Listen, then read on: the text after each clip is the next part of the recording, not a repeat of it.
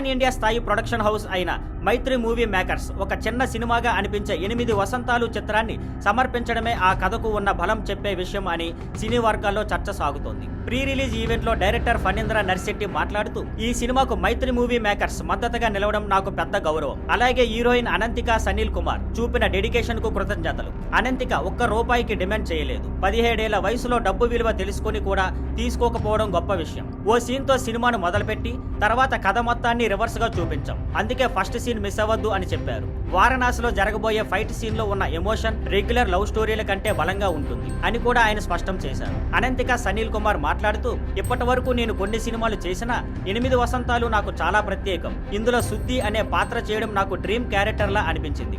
ఈ పాత్ర బలంగా, డీప్ గా, లేయర్ గా ఉంటుంది. ఈ సినిమాలో యాక్షన్, ఎమోషన్, ప్రేమ అన్ని ఉన్నాయి. ఈ పాత్రతో నాకు చాలా కనెక్ట్ అయ్యింది. ఆడియన్స్ కి కూడా అవుతుంది. ప్రొడ్యూసర్లు వివరిస్తూ, అనంతిక క్యారెక్టర్ కోసం దేశం నలుమూలలో కాస్టింగ్ సెర్చ్ చేశాం. ఈ పాత్రకు క్లాసికల్ డాన్స్, మార్షల్ ఆర్ట్స్ లో ప్రావీణ్యం అవసరం. ఈ రెండు ఉన్న ఏకైక అభ్యర్థి అనంతికానే. 8 వసంతాలు ఒక డిఫరెంట్ కథతో భావోద్వేగాలకు దగ్గరగా సాగనున్న స్పెషల్ సినిమా అవుతుంది. Thank you for watching. Please like, share and subscribe.